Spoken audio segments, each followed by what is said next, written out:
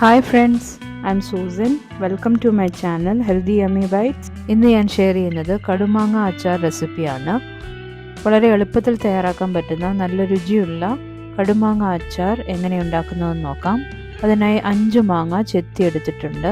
ഈ മാങ്ങ എല്ലാം ചെറിയ ക്യൂബുകളായി കട്ട് ചെയ്തെടുത്തിട്ടുണ്ട്. ചെറിയ കഷ്ണങ്ങളാണ് കടുമാങ്ങ അച്ചാറിന് നല്ലത്. ഇതുപോലെ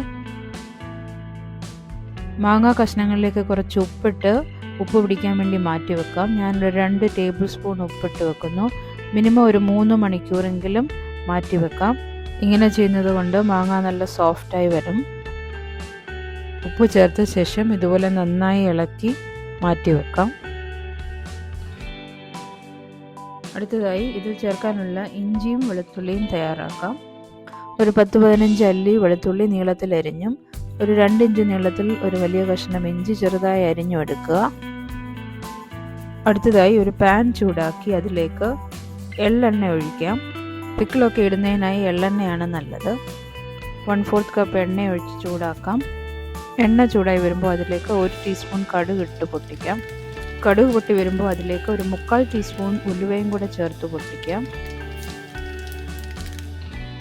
ഇനി ഇതിലേക്ക് വെളുത്തുള്ളി അരിഞ്ഞതും ഇഞ്ചി അരിഞ്ഞതും ചേർത്ത് കൊടുക്കാം.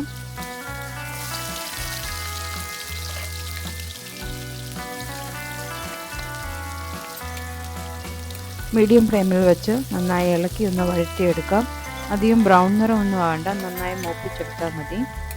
ഇനി തീ ലോ ഫ്ലെയിമിലാക്കി ഇതിനകത്ത് ഡ്രൈ മസാല ഇടാം.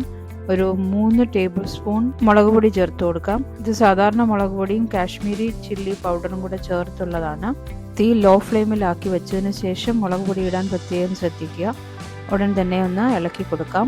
അതിൻ്റെ കൂടെ 1 ടീസ്പൂൺ മഞ്ഞൾപ്പൊടിയും ചേർക്കാം. നല്ലതായി ഇളക്കി കൊടുക്കണം. ഇതിലേക്ക് നമ്മൾ നേരത്തെ തയ്യാറാക്കി വെച്ചിരിക്കുന്ന മാങ്ങ, ഉപ്പ് ചേർത്ത് വെച്ചിരിക്കുന്ന മാങ്ങ കഷ്ണങ്ങളിട്ട് ചേർക്കാം. ഇതെല്ലാം കൂടെ ഒന്ന് നല്ലതായി ഇളക്കി യോജിപ്പിക്കുക.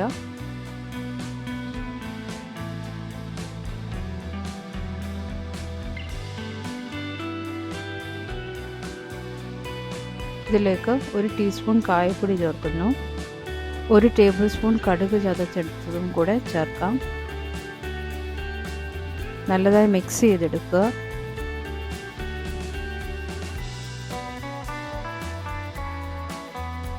അര ടീസ്പൂൺ ഉലുവ വറുത്ത് പൊടിച്ചതും കൂടെ ചേർക്കണം. നല്ലതായി മിക്സ് ചെയ്യുക.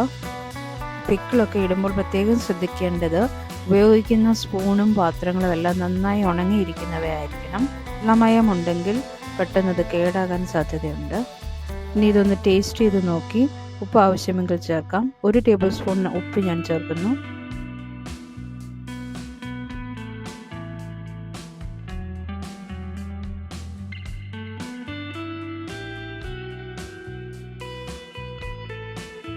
ഇതിലേക്ക് ഒരു 1/3 കപ്പ് വിനേഗർ ചേർത്ത് ഇളക്കാം.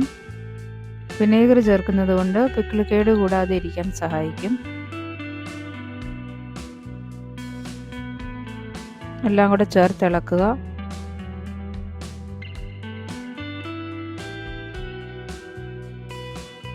കുറച്ച് കറി ലീവ്സും കൂടി ചേർത്ത് കൊടുക്കാം.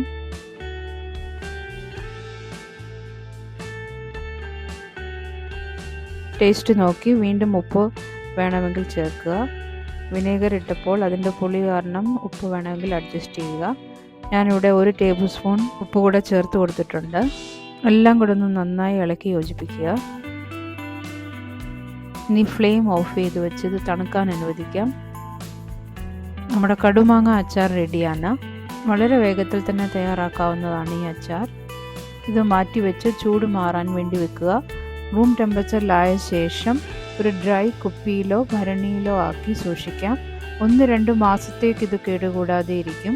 ഫ്രിഡ്ജിൽ വെച്ചാൽ 2 മാസത്തോളം കേടുകൂടാതെ ഇരിക്കും. നല്ല കടുമാങ്ങയും കൂട്ടി ചോറുണ്ണാൻ വേറെ അധികം കറികളൊന്നും വേണ്ട. ഈ ഈസി സൂപ്പർ ടേസ്റ്റി മാങ്ങ അച്ചാർ എല്ലാവരും ട്രൈ ചെയ്ത് നോക്കണം. അച്ചാർ തണുത്ത് വന്നിട്ടുണ്ട്. ഞാനിതൊരു ഡ്രൈ ഭരണിയിലേക്ക് മാറ്റുന്നു.